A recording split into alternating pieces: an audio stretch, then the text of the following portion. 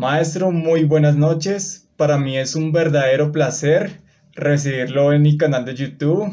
Y bueno, para los que no lo conocen, cuéntenos acerca de usted. Bueno, Cristian, mi nombre es César Augusto Durán. Estoy por cumplir 57 años. Llevo practicando Hapkido desde más o menos el año 79-80. Estamos hablando de como 40 años, más o menos. ¿Y qué te puedo contar? Pues nunca fui buen deportista. O sea, a mí me ponían un balón en las piernas y yo lo convertía en un cubo, hermano. No, eso no era conmigo. Los deportes de conjunto, de contacto, siempre conmigo eran, o sea, me daban un codazo jugando basquetbol, me daban una patada jugando fútbol y era que me tocaba jugar porque pues el colegio era un colegio mixto, entonces éramos poquitos hombres y a todos nos tocaba jugar de todo. Fuera bueno o malo, nos ponían a jugar y pues a mí no me gustaba que me pegaran, no me gustaba sí, el contacto físico, porque siempre era el instinto de devolver, ¿no? Y llegó un momento en que a través de un curso de vacaciones, o sea, dentro de los cursos de vacaciones que hizo el colegio, había uno de Hapkido y yo, "Hmm, ¿y esta cosa qué será? Yo me meto. Artes marciales, yo me meto. Siempre me gustaron, pero no había tenido la oportunidad. Yo soy nacido en Neiva, en el Huila, y pues allá eso no se veía mucho. Y me metí y empecé con el maestro Alcibiades Cuellar, que en paz descanse, y empecé con él. Después termino mi bachillerato, me vengo a Bogotá, ahí llego a la escuela Chanli y conozco a mi maestro de toda la vida, Alfonso Rodríguez Díaz. Y desde entonces, más o menos año mediados del 81, estoy con él aprendiendo. Yo he sido un alumno eterno. Yo ya por los danes no me preocupo, ya eso es un tema que no viene, pues no está, digamos, dentro de las prioridades. He aprendido mucho de diferentes artes marciales, de diferentes maestros, incluido del tuyo, mi querido amigo, el maestro William Rayo. Y pues practiqué artes marciales en la época en que el Hapkido no solo era muy poco conocido, sino que no existían casi escuelas, no existían mucho menos ligas, no se veía como deporte, mucho menos. Entonces, para poder competir, nosotros competíamos era en full contact. Y ahí nos mezclaban taekwondo, karate, kenjutsu. Mejor dicho, era algo así como el que quiere entrar a este tatami a darse en la trompa, hágale. Y bueno, para sorpresa de muchos y mía misma, ese mal deportista en todos los deportes resultó bueno para esto. Y bueno, no solamente en la parte competitiva, sino que me gustó y me entregué a eso, aunque mi profesión es ingeniero, yo soy ingeniero de petróleo de la Universidad de América, pero siempre combiné las dos cosas. No era fácil, no era fácil porque pues la ingeniería lo pone uno a viajar mucho, lo trastean de un lado para el otro, pero yo llegaba, por ejemplo, a Cartagena y me encontraba con una escuela de taekwondo y le decía al maestro de la escuela, le decía, mire, yo sé es Hapkido, pero déjeme practicar aquí, déjeme entrenar y así en Maracaibo, en diferentes partes, y siempre lo he llevado conmigo, siempre lo he llevado conmigo. Ha sido como un estilo de vida, como una disciplina, y con el tiempo entendí el para qué. Yo tenía 33 años, estaba casado con una bebé de 2 años y por razones de trabajo tuve que ir a Bolivia, a Santa Cruz de la Sierra. Supuestamente yo iba a dar una conferencia, yo me especialicé en ingeniería ambiental para la industria petrolera. Supuestamente iba a dar una conferencia de 3 días y eso terminó siendo un viaje de 21 días, repitiendo la conferencia una y otra vez en diferentes empresas. Casualmente el último día o la última tarde antes de venirme de regreso a Colombia, mmm, me dicen Llegamos de un pozo y me dicen, bueno, vaya, cámbiese que ahora lo recogemos para ir a cenar. Y ahí empezó la segunda parte de mi vida. Iba corriendo hacia la habitación, me encuentro con un mesero que venía con dos bandejas y yo por esquivarlo piso mal y caigo a la piscina de los niños. Me dio un golpe exactamente aquí. La cabeza se fue para atrás y me fracturé 3 vértebras del cuello. Quedé cuadrapléjico, literalmente cuadrapléjico, paralizado de aquí para abajo, y fue todo un proceso. Traerme a Colombia, eso fue muy complicado porque no me querían dejar salir del hospital. Eso hubo que meter ahí influencias, pelear, de todo.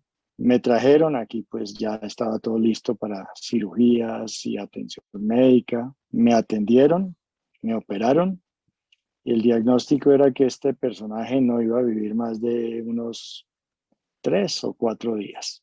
Si acaso completaba la semana. Y aquí estoy, Cristian, 23 años después, llevándole la contraria a todos los médicos y a todos los pronósticos. Bueno, es súper interesante su historia y usted es una bendición, maestro. Bueno, para iniciar, ¿cómo venció los pensamientos negativos o derrota como el no puedo que nos llega a todos en ciertos momentos? Pues, Cristian, los pensamientos negativos, tenga uno un accidente o no, esté pleno de salud o no, es como, como el yin y el yang, siempre están ahí. El punto está es en encontrar esa gotica de positivismo dentro de un mar de cosas negativas. Y ahí, en ese foco específicamente, hubo dos cosas que fueron fundamentales. La primera, mi hija. Mi hija tenía 2 años y era muy particular. A mí me llegaba la terapeuta a la casa a hacerme fisioterapia, yo no quería, yo parecía un niño chiquito haciendo berrinche, literalmente. Pero mi hija se tiraba a la colchoneta conmigo y se ponía a hacer los ejercicios conmigo y me regañaba si no los hacía. Y bueno, y tenía 2 años. A empujarme las piernas para que las moviera. Y yo con 90 kilos de peso en ese momento. Es que yo mido un 80. Sentado me voy bajito, pero yo mido un 80. Entonces, bueno, eso fue fundamental, tener ese angelito ahí empujándome, motivándome, dándome ánimo. Ella no me veía como que a mí no me había pasado nada, era solo cuestión de que yo hiciera ahí unos ejercicios y me le iba a levantar a correr otra vez. Y esa inocencia y esa actitud fue fundamental. Y bueno, también estuvo el apoyo de toda la familia, de amigos, de mucha gente. Pero el otro punto importante es la disciplina que nos enseña el Hapkido. Yo, después de que logro, por esa motivación que me daba mi hija, logro vencer la rebeldía de no quiero, no quiero, prefiero morirme, todo eso que uno se le viene a la cabeza. Al mismo tiempo yo pensaba, bueno, a ver, usted entrenaba 4 horas diarias para meterse a un tatami, a darse en las narices contra otro, y ahora no quiere hacer 4 horas de terapia a ver si de pronto no se muere. Porque el tema no era si iba a volver a caminar o no. El tema era si no me iba a quedar de por vida en una cama hasta que me diera una neumonía y me matara. Pues no me podía mover, era todo pues cuadrapléjico. Y esas dos cosas combinadas, esa motivación que le da a uno la familia, mi hija, y la disciplina que encuentra uno a través del Hapkido, de las artes marciales, fueron diría yo, receta para el éxito. Porque empecé a hacer cosas que no esperaban que hiciera, empecé a tener fuerza y movimientos que no esperaban que tuviera. Entonces la terapeuta, muy, muy profesional, muy, muy preparada, pues iba aprovechando cada cosa que ella veía, cada cosa que ella descubría para exigirme más. Más o menos como el buen maestro, ¿no? Cuando ve que el alumno puede dar más, entonces le saca más el jugo y lo exprime más porque sabe que puede dar más. Y así fue mi proceso de rehabilitación. Y pues estamos hablando de un diagnóstico inicial de que me podía morir en 3 días, en 4 días, máximo una semana. Pasaron a que, bueno, de pronto dura unos 6 meses, porque es que esto es muy raro. Debería estar tirado en una cama y ahogándose con oxígeno y bueno, la neumonía y todo lo que me diagnosticaban, que nunca me dio. A mí, por ejemplo, nunca tuvieron que hacerme traqueotomía para que respirara. Yo pude respirar siempre por mis propios medios, por haber hecho siempre, pues siempre haber hecho deporte, haber hecho ejercicio. Y empezaron a salir las cosas bien, empezaron a darse cosas que no se esperaban. Y de ahí empiezan unos cambios y unos saltos que fueron muy curiosos. La mamá de mi hija, por ejemplo, a ella le preocupaba mucho que yo no estaba trabajando, no estaba yendo a la empresa. Yo tenía una empresa de consultoría y yo estaba en la casa. Y en algún momento uno de los clientes llamó a decir que necesitaban un técnico para arreglar una planta y ella así, sin decir nada, me mandó a mí. No me mandó, me echó a la guerra. No, pues los técnicos no están disponibles, pero César puede ir y César puede ir en silla de ruedas. Fue lo primero que le preguntaron. Y ahí tuvieron una conversación como más o menos, mire, llévenselo así sea para ver qué pasa, que cuando llegue un técnico se lo mandamos. Y cuando yo me di cuenta, estaba en un patio con una planta de tratamiento de aguas que tenía más o menos el tamaño del remolque de una tractomula y ahí estaba, arréglela. Yo me rascaba la cabeza y yo decía, bueno, si yo pudiera caminar, fácil, es subir esas escaleras, meterme dentro de cada uno de los compartimentos, mirar que está mal y ya, pero no puedo. O sea, ¿cómo hago para meterme allá? Empezaron a hacer maromas. Lo primero que hicieron fue voltear la planta, la acostaron. Entonces, para que yo mirara y con linterna y entraban y yo les decía, muevan allá, toquen acá, hagan esto. Y ya con una idea más o menos de lo que le había pasado, les decía, pero acostada no la podemos arreglar, porque pues no nos van a quedar alineados los baffles, bueno, lo que había que hacerle. Tenemos que arreglarla en su posición. Entonces me dicen, ¿y cómo hacemos para tener la planta parada y usted aquí? Y apareció el amigo mío, el ingeniero que era contacto en esa empresa, y dice, pues lo colgamos y lo metemos. Y yo creí que lo estaba diciendo en broma. No fue en broma. Me pusieron un arnés de esos que usan como para rescatar gente, como para primeros auxilios, y me engancharon con el gancho de una grúa, de una pluma, y me colgaron y me metieron. Y eso me metían aquí, revisábamos, trabajábamos ahí, terminábamos, me pasaban para acá, y así me fueron. Yo parecía un muñeco, para adentro, para afuera. Pero esa experiencia fue increíble, porque sin darme cuenta yo tenía todo un equipo de personas que no trabajaban para mí, pero que me conocían. Y que estaban dispuestas a hacer lo que yo les pidiera, lo que yo les dijera, no tanto para arreglar la planta. Al final, arreglar la planta resultó ser lo menos importante. Estaban dispuestos a hacer lo que fuera necesario para demostrarme a mí mismo que yo podía volver a hacer mi trabajo, así estuviera en una silla de ruedas. Esa experiencia no me va a olvidar nunca, porque fueron 3 días trabajando, se arregló el equipo y me quedó ahí. O sea, a la semana siguiente ya empecé a ir a la oficina. Entonces, los pensamientos negativos siempre están. El punto está es en cómo decir yo sí puedo. O sea, si no quiero, no puedo, obvio, pero si quiero, tengo que poder. Ahora, ¿cómo? Bueno, ya veremos, ya veremos. Más o menos como cuando volví yo a la escuela de mi maestro, yo iba en los horarios en que menos gente había. Y entonces yo sentado en la silla de ruedas, yo veía la tula, yo veía una cosa, veía la otra, y yo, pero ¿a qué vine? No puedo patear, no puedo saltar, no puedo, no puedo, no puedo. Hasta que un día él dijo, bueno, deje de decir qué es lo que no puede hacer, vamos a ver qué es lo que sí puede hacer. Y cogió la silla de ruedas y me la volteó. Usted verá, gatee, arrástrese, haga lo que tenga que hacer, pero vamos a ver qué sí puede hacer. Y ahí empezó todo un proceso de ver qué podía hacer yo desde el piso, qué podía hacer yo desde la silla, qué podía hacer yo con un bastón, con un dambon, qué podía hacer yo con una tonfa. Bueno, cantidad de cosas empezamos a ensayar y empezaron a salir cosas que, que me permitieron, bueno, no puedo patear como pateaba antes, de ninguna manera, pero mire que puedo hacer esto que antes no lo había ni intentado. Y ese proceso empezó a reforzar lo otro, ¿no? Entonces una cosa lleva a la otra y fue una experiencia, ha sido una experiencia de vida bien interesante. Entonces no se trata de cómo vencer los no puedos. Yo creo que no se trata tanto de vencer los no puedos como de nunca, nunca olvidarse que uno sí puede. Yo lo veo más por ahí. Yo veo personas con unas discapacidades y con unas limitaciones muy fuertes, haciendo cosas que uno dice, uy, yo no sería capaz. Y resulta que sí, uno es capaz. No es sino que le pongan el reto y que no tenga otra opción y termina pudiendo. Entonces, casi que los no puedos terminan siendo vencidos por la necesidad.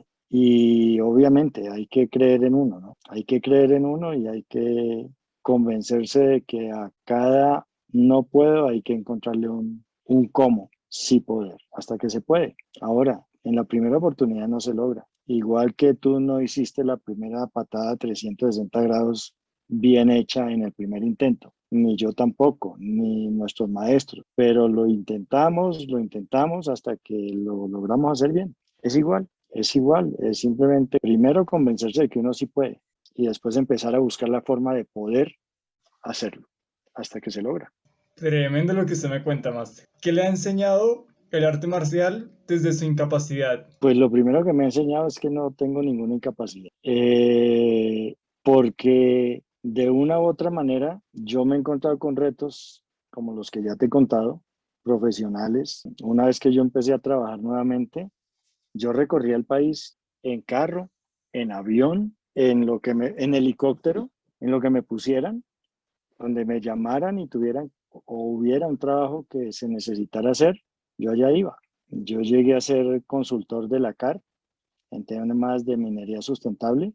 Entonces, imagínese a este hombre en silla de ruedas en una mina de carbón, pero allá llegaba. Entonces, lo primero que me ha enseñado es que las artes marciales son un estilo de vida y eso lo sabemos tú y yo, ¿cierto? Y en ese estilo de vida, como en muchas otras cosas de la vida, uno dice hasta dónde llega, uno se pone los límites. ¿Cuántos compañeros tuyos empezaron más o menos al mismo tiempo y cuántos llegaron a cinturón negro?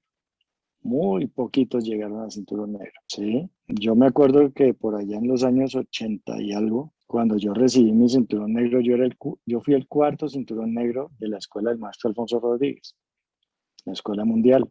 Y nos graduamos en dos tandas de a tres. Primero los más avanzados se graduaron y como al año nos graduamos nosotros la segunda tanda. Hoy en día de todos ellos, el único que sigue practicando soy yo. Entonces, fíjate que ¿cuántos empezaron con nosotros?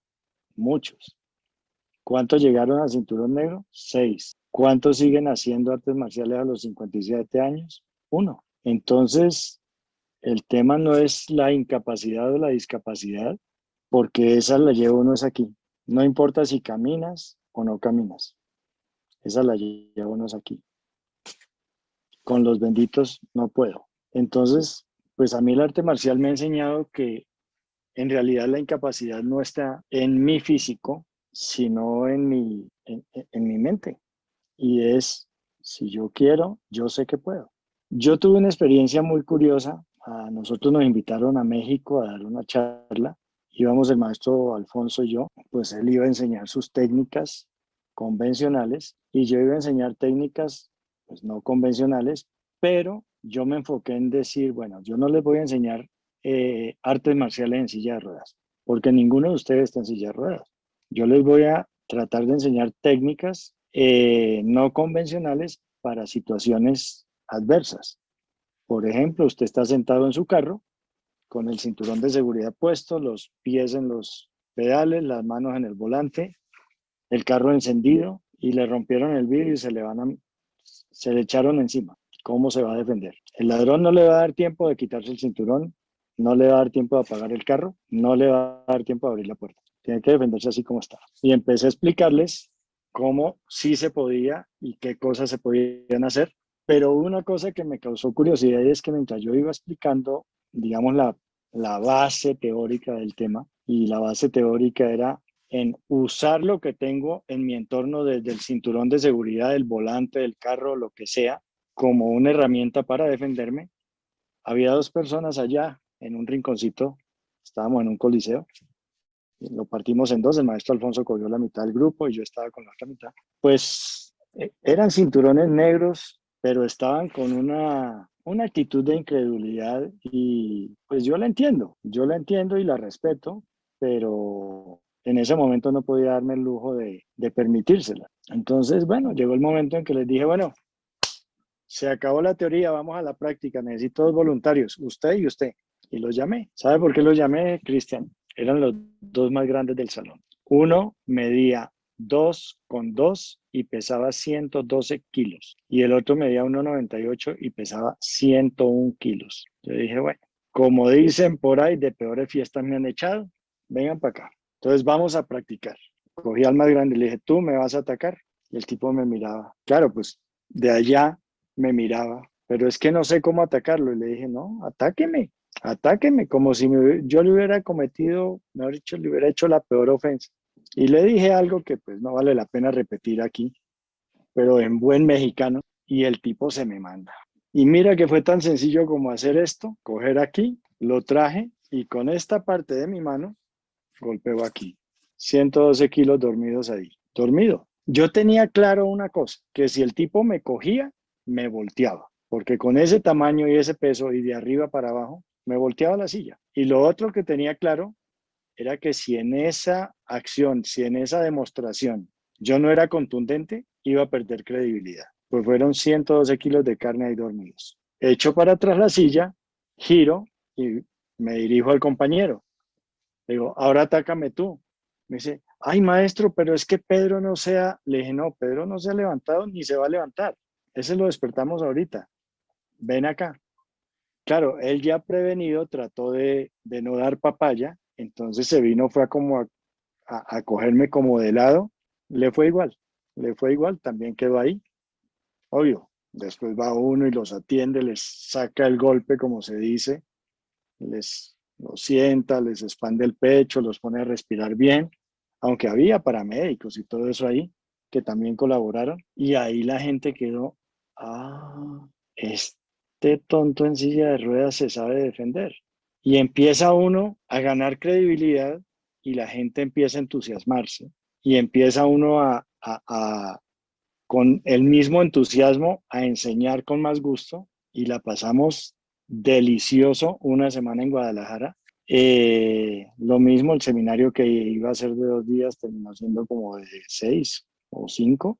Es más, allá hay una cosa que es el Día de los Muertos, el 1 de noviembre. Terminamos invitados por la alcaldía y en el festival que va por las calles, íbamos nosotros con nuestro Dobok pintada la cara en la calle, adoquinada, haciendo técnicas. Un buen amigo mío, Gerardo, fue a México con nosotros y al otro día yo veía a ese hombre y decía, él fue mi atacante todo el desfile. Y cada vez que yo le hacía una técnica, pues al piso.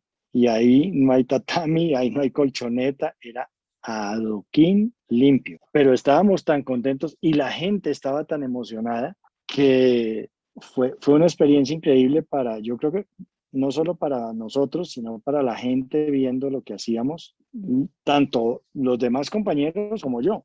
Éramos un grupo grande, pues los anfitriones y nosotros. Después de que pasamos eso, a mí me llamó mucho la atención que nadie en todo ese desfile, que la foto, que fotos y fotos y fotos, había una comparsa de jarlistas, entonces qué foto con ellos, otras, bueno, comparsas, nadie me preguntó, ¿y usted cómo hace para hacer artes marciales en silla de ruedas? Llegó un momento en que se vio tan natural o se dio tan natural que la gente dejó de ver la silla de ruedas. Y de eso es que yo me nutro. Cuando yo hacía consultorías para temas ambientales, me pasaba con mucha frecuencia una cosa. El sitio de reunión era un salón que tenía un escalón para entrar y salir. Entonces, siempre al entrar, alguien me ayudaba a sortear ese escalón. Y después de una reunión de 2 horas, 2 horas y media, salíamos del salón o salíamos del sitio donde estábamos reunidos, cogíamos por el pasillo hasta que llegábamos al escalón. Y todos se iban yendo. Bueno, nos vemos, no sé qué, y yo dejaba que todos se fueran. Y cuando ya estaban más o menos como a 3, 4 metros del escalón, les decía, oiga, ¿y qué quieren? ¿Que vuele? Y se devolvían. Uy, ¿verdad que usted no puede? Ah, pero es que como a nosotros se nos olvida, y pum, me ayudaban a bajar. Entonces eso es como algo que si dijera yo qué poder enseñar, ese sería un buen punto. Que tú puedas tener una vida tan natural en lo profesional, en lo marcial, en lo personal, que a la gente se le olvide que tú estás en silla de ruedas. Hasta que lleguen el punto de que se les olvida que tienen que ayudarte a bajar una escalera. Ah, que tú se lo recuerdas porque yo no me voy a tirar de cabeza, ¿no? Pero que la relación sea natural en ese aspecto. Porque hay dos cosas que uno no se puede permitir en la vida y no importa si está en silla de ruedas o no. La primera es tenérselas y la segunda es que le tengan las, porque esos son lujos que uno no se puede dar. Nadie es tan ignorante como para no tener algo que enseñar, ni tan sabio como para no tener algo que aprender. Entonces, si tú permites que te tengan lástima, lo que quiere decir es que tú te estás teniendo lástima. Y si uno se tiene lástima a sí mismo, pues ahí sí, apague y vámonos. Porque ahí sí los no puedo te ganan. Ahí sí te ganan. En el momento en que tú no sientes lástima por ti, y no permites que nadie te tenga lástima. Y no estoy hablando de que no lo permitas a los puños o a los golpes, no. Es con lo que tú demuestras como persona, como profesional, como ser humano. En ese momento, las barreras y las discapacidades empiezan a desaparecer. Mi hija nunca me vio caminar. Bueno, me vio caminar, pero no se acuerda. De manera que para ella, yo simplemente soy su papá. Punto. Con o sin silla de ruedas sigo siendo su papá. Entonces, no, por ejemplo, ella no tuvo la sensación de pérdida que tuve yo, de que caminé hasta los 33 años y de pronto no pude caminar más. Ella no se acuerda de verme caminando, de manera que me exige y me regaña y todo eso, igualito. No, no venga aquí con que no puede, hágale. Entonces, de eso se trata. Y eso, en todo esto que te acabo de contar, fíjate que todo tiene que ver con la parte de lo que nos enseñaron en nuestra vida marcial. Los límites los tiene uno aquí. ¿Cuántas veces no ha visto uno a alguien de menor talla, de menor peso, vencer a otro de más talla y más peso? Eso lo hemos visto toda la vida. Entonces, no es de compararse uno que si es más grande, si es más chiquito, si no. ¿Qué es lo que yo tengo y cómo lo uso? Y de la mejor manera. Y eso aplica para todo, para la vida marcial, para la vida profesional, para la vida personal, aplica para todo. Ahora, ¿cuáles son las experiencias de su vida marcial que lo han marcado a lo largo de su vida? Hay una que no se me va a olvidar nunca y no me había accidentado. Estábamos en Cali, en el Coliseo del Pueblo, hace muchos años, usted no había nacido, y mis rivales directos en el taekwondo en el Valle han manejado siempre la familia Avendaño. Es todo un clan. Mi rival directo era Giovanni Avendaño. Y yo tenía un combate con Hugo Díaz, también del Valle. Me acuerdo de esos nombres porque eran rivales, siempre me tocaba con ellos, por peso, grado y por la categoría siempre. Pero yo a Hugo le había ganado siempre. Yo tengo 57 años y mi maestro me sigue diciendo jovencito. Yo me estoy poniendo los guantes para el combate y le digo al maestro Alfonso, después de Hugo, me toca la final con Giovanni. Me acuerdo tanto que con el guante que no me había puesto me dio en la cabeza y me dijo, primero gánele a Hugo. Me puse los guantes y me metí al tatami. En esa época, parecido ahora, cuando tú le cogías más de 10 puntos al rival, paraban la pelea por superioridad. Y yo iba ganando en ese momento a Hugo 10-2. Termina el primer round, 10-2. Yo dije, bueno, aquí es cuestión de entrar y hacer 2 puntos y me voy. Entré a hacer 2 puntos. Lo que hizo Hugo fue digamos, irreglamentario, lo descalificaron y no lo juzgo ni nada, siempre fuimos amigos, porque era en cuadrilátero y él se agarró de las cuerdas y se impulsó y me metió un talonazo en el tabique de fractura, me dejó la nariz así y yo caigo y me levanté como una fiera a rematarlo, porque yo estaba, o sea, nunca me había pasado eso.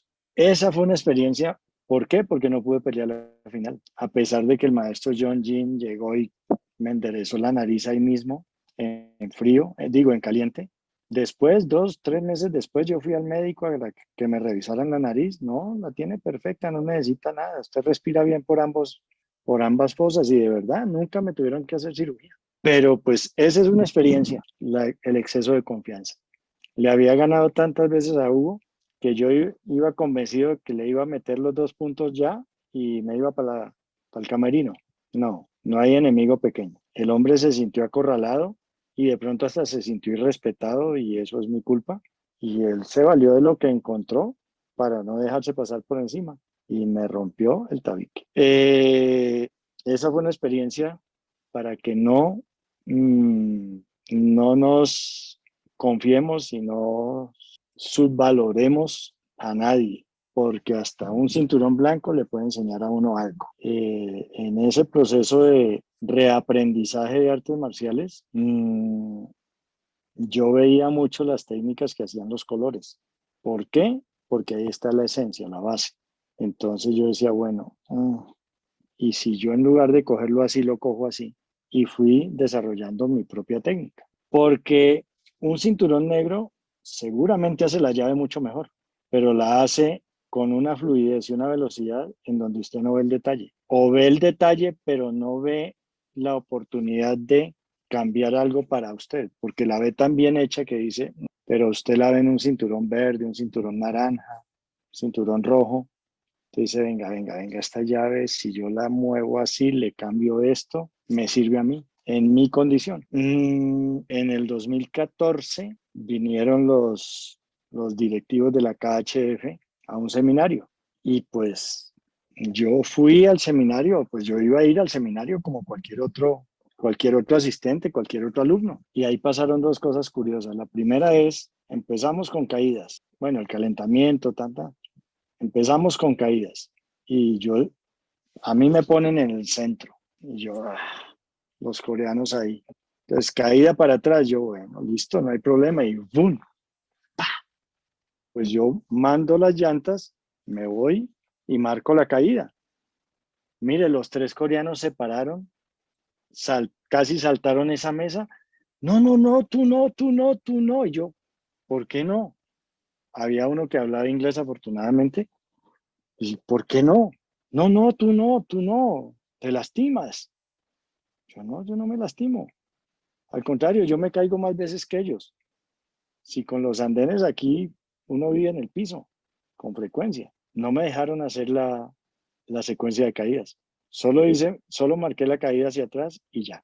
No me dejaron hacer las caídas ni de lado ni de frente. No, no, tú no. Y dije, bueno, estos coreanos necesitan aprender algo. El maestro Alfonso me había dicho que yo tenía que preparar una exhibición. Yo le dije, uy, no, maestro, pero 100 y pico de cinturones negros en ese coliseo. Y yo apenas, bueno, retomando, no, ya llevaba bastante, pero así como que retomando, o mejor, no me sentía como para una exhibición. Entonces vino el momento de, bueno, vamos a hacerle. A los coreanos hay que enseñarles algo. Entonces vinieron mis 2 compañeros de entrenamiento más frecuentes y les dije, bueno, hagamos como si fuera una exhibición de defensa personal. Cada uno de ustedes me va a lanzar 3 ataques, no sé, puño, patada, me van a intentar sacudir, hermano, y yo hago lo que me salga porque no hemos ensayado nada. Entonces, cuando llego yo y paso, se hizo la exhibición y ver a esos coreanos entrar al tatami con zapatos, o sea, con todo, tú los conoces, todos los reverentes y todos los protocolarios que ellos son, y yo termino de hacer mi exhibición, saludo y ver a esos 3 coreanos entrar al tatami con zapatos a saludar, a darme un abrazo, que ellos no son de dar abrazos, y a foto, foto, foto. Aprendieron algo, aprendieron que yo sí podía, que yo no estaba ahí solamente de porcelana. Eh, la experiencia que ya te conté en México, porque si en ese momento yo no me hubiera sentido retado por la incredulidad que ellos estaban demostrando, yo te juro que yo no le busco pelea a un tipo de 100 y pico de kilos. No, peleamos por teléfono, pero Un tipo de más de 100 kilos pega, pero a la hora de la verdad, yo vi la necesidad de demostrarle que se estaba equivocando. Y se hizo y salió bien. Y hoy en día somos muy, muy buenos amigos. De hecho, aspiro, si la pandemia nos lo permite, estar otra vez en noviembre allá. Y pues las artes marciales, hay una cosa que uno va aprendiendo o tal vez uno va emanando, no sé, es algo que siempre hemos conversado con varios amigos, pero le generan a uno una confianza y esa confianza uno la transmite, para bien o para mal. Entonces, a la hora de liderar un grupo de trabajo, esa confianza y esa seguridad que uno maneja le facilita liderar un grupo de trabajo. Y de la misma manera, cuando yo voy en mi carro solo y todo el mundo ve la silla de ruedas ahí atrás, uno ve los ladrones ahí rondando a ver qué carro roban, qué espejos se roban. Y a ellos les quedaría facilísimo robarme, pues el letrero de discapacidad, una silla de ruedas atrás y el tonto solo, fácil. Pero mira que yo los veo acercarse y los miro, no sé cómo los miro, pero los miro a la cara y fijo, y dan la vuelta y buscan otro carro. Pero conmigo no se meten. Y la última, yo tengo un amigo que fue criado en las comunas allá en Ciudad Bolívar. Literalmente el hombre era hijo y sobrino de los dueños de una olla o de la olla más grande de microtráfico de Ciudad Bolívar. Él desde los 5 años le empezaron a enseñar a pelear con cuchillo. Esa era la entretención de su tío y su papá, un cuchillo de madera para él y otro para el primo y peleen. Y obviamente también con el de verdad, pero no para pelear, sino para que practicaran movimientos y cosas que les enseñaban. Bueno, este muchacho tuvo una vida muy dura, muy complicada, pero él a los 16 años dijo, no, esto no es lo que yo quiero para mí y se retiró, tuvo problemas familiares y todo por el tema. Lo importante es que el hombre rehizo su vida. Hoy en día tiene como 35, 37 y tiene su vida y se encaminó bien, tiene su familia, es un buen ciudadano, una buena persona. Y alguna vez se nos ocurrió decir, bueno, vamos a decirle a este hombre que nos enseñe técnicas de cuchillo, porque las técnicas convencionales que uno aprende en el dojan no es, así no es que te atacan en la calle, y eso lo sabemos, pero pues hay que aprender las básicas para poder ver cómo se defiende uno en la calle. Y estuvimos 2 días metidos en el dojan de un amigo con cuchillos de práctica, haciendo y él nos explicaba cómo hacer ciertos bloqueos, ciertas cosas. Bueno, toda una experiencia. Terminaron los 2 días y nos fuimos a comer algo. Todos los días salíamos a comer, pero almorzábamos, comíamos algo pero el último día, bueno, vamos a comer algo, no sé qué, y ya empezamos como a charlar sobre la experiencia y fue muy curioso porque éramos 6 cinturones negros y alguien le preguntó pues que cómo nos había visto a todos, al grupo. No, que bien, que habíamos aprendido cosas, que tocaba practicar más, porque una cosa es el cuchillo de práctica y otra cosa es el que tiene filo, el que sí chuza, pero que pues había mucho interés y dijo, bueno, pero hubo uno que hizo una pregunta. Pues la pregunta yo creo que no debió haberla hecho, pero la respuesta fue lo importante, porque él quiso preguntar más o menos como que de todos los 6 que estábamos ahí, pues a cuál había visto como el mejor. Y el chino, el muchacho, este amigo, dice, no, aquí no es de cuál es el mejor y cuál no es el mejor. Aquí yo solo les voy a decir una cosa, si yo tengo que escoger a quién atracar de todos ustedes, los atraco a todos menos al cucho. Y me señaló a mí. Pues claro, soy el mayor. No me dicen el cucho en vano. Entonces el mismo que hizo la pregunta dijo, bueno, ¿y pero por qué? Dijo sencillo, porque cuando yo practiqué con él, hice las prácticas con él, en los ojos tenía claro que él no se iba a dejar pasar por encima. En pocas palabras, cuando él se tenía que morir, no se murió. De manera que a eso ya no le tiene miedo.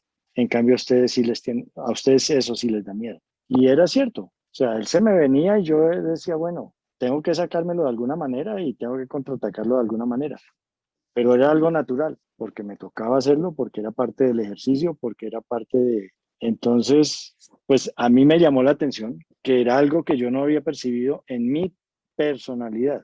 y es que de cierta manera la desventaja, digamos, la desventaja en física, en movilidad y en posición me genera como una adrenalina extra y como una seguridad extra para decir, no puedo salir corriendo, tengo que defenderme. Aquí no hay de otra. Digamos que ahí te resumo más o menos esa parte de cosas que he vivido y experiencias que he vivido dentro de las artes marciales que me han dejado buenos recuerdos. No, súper, súper máster. Y ya para terminar, ya lo último, ¿usted qué mensaje le quiere dejar a las personas que estén pasando por su misma situación y que no se atreven a entrenar un arte marcial? Mira, lo primero que te voy a decir, y ahí te voy a soltar una bomba. Espérate, voy a poner algo aquí porque esto está que se nos va a apagar. Estoy creando un Quan para personas en condición de discapacidad, con el apoyo del maestro Alfonso, obviamente, y yo creo que esto aquí, ahí queda. Entonces, lo primero es que sí se puede, ¿sí? Eh, Uno no se come un almuerzo completo de un solo mordisco, ¿cierto? Uno va por partes. Asimismo, uno debe abrirse a el aprendizaje por partes, por pasos. Entonces es cuestión de invertir las expectativas. Cuando uno llega a una escuela, uno dice, uy, yo quiero llegar a patear así, yo quiero llegar a hacer esto. No, eso está bien para una persona que está en plenitud de condiciones porque llega a ponerse metas altas y eso es válido y eso está bien. Pero cuando la persona llega con una limitación, entonces lo que hay es que cambiar el esquema. Dentro de mis posibilidades, ¿cómo puedo empezar? No es qué puedo hacer, no es hasta dónde puedo llegar, porque ya ahí te estás poniendo un límite. Es cómo puedo empezar. ¿Por qué? Porque una vez que empiece, nunca sabemos hasta dónde vamos a llegar. Eso me pasó a mí. Cuando yo reinicié las artes marciales desde una silla de ruedas, me puse a llorar porque no podía patear y no pensé en cómo puedo empezar a ver qué pasa. Entonces, yo les diría eso. Empecemos por mirar qué podemos hacer con lo que hay.